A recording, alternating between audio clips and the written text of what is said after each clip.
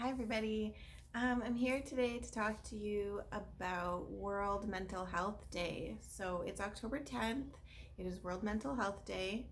Um, October is also Pregnancy and Infant Loss Awareness Month, and October 15th is Pregnancy and Infant Loss Remembrance Day. So I thought I would share my story to maybe help people that are struggling right now.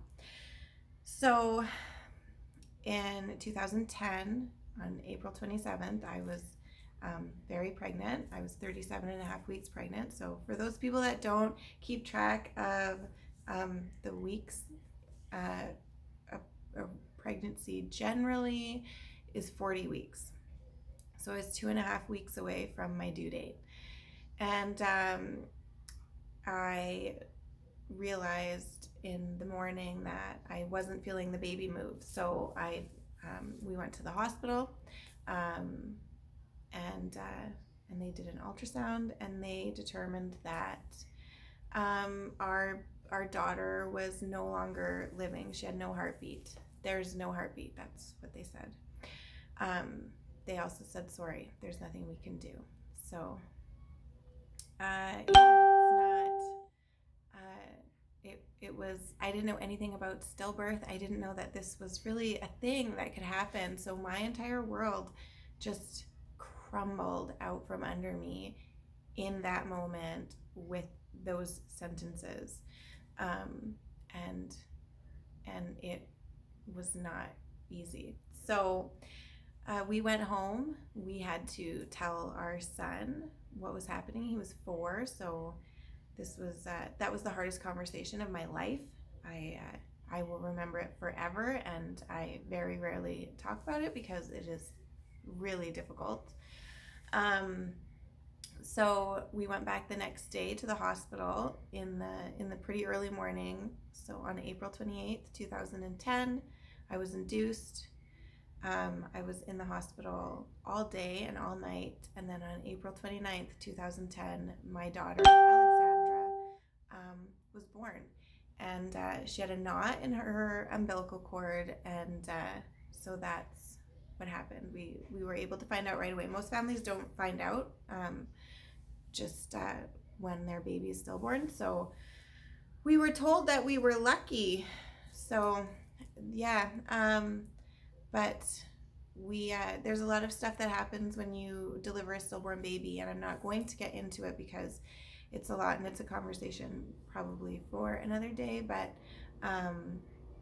we held our daughter, and she was beautiful and she was perfect in every single way. And then they took her, and we went home with empty arms and a memory box. And the memory box is really beautiful, but I wanted to go home with a baby, and instead I got a memory box.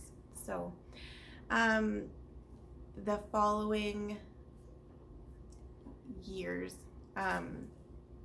were not easy.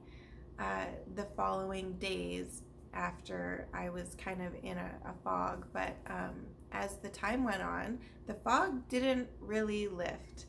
And knowing that my family has depression and anxiety, that goes like all the way back. So I became a little bit concerned with where I was sitting at mentally, but I didn't want to talk to anybody, and I didn't want to tell anybody what I was feeling and what I was thinking, because I didn't want them to push and make me say how I felt more, because then I would break down, and I didn't want them to think I was crazy for how I was feeling. And I didn't want to say it. I just didn't want to vocalize how bad I was, like, in my own head. So I didn't go to therapy right away like they said I should. And then after about a month,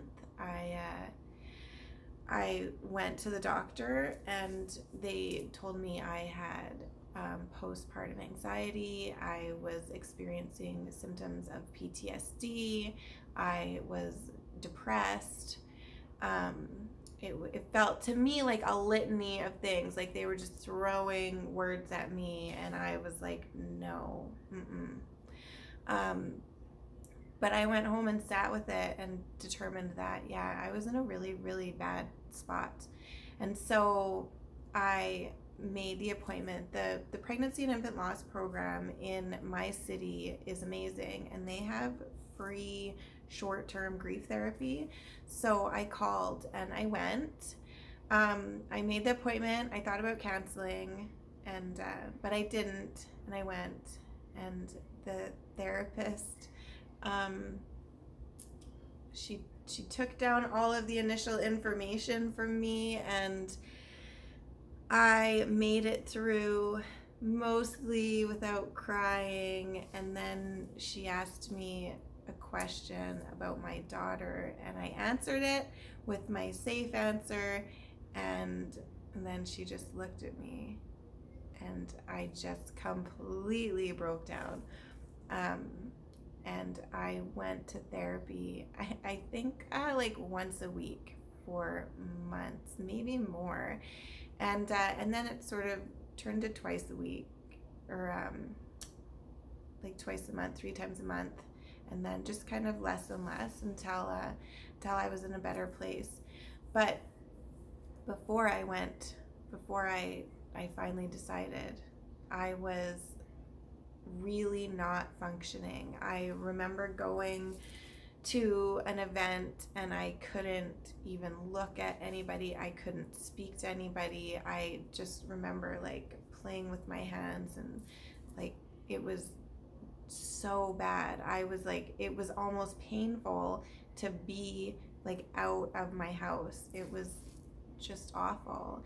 And I wasn't functioning within my house either. I wasn't able to do a lot of things, and only the things that I did were because of my son. So had I not had him, I think I wouldn't have got out of bed. I was in a really terrible place, and I felt like I cannot go on like this. I cannot live like this. I didn't want to. I didn't want to take my life, but I couldn't just keep going, unable to function. I really couldn't walk down the street. I could not walk down my block to the store because I would just cry the whole time. I couldn't go to the grocery store because if I saw like the baby section, I would have a complete breakdown.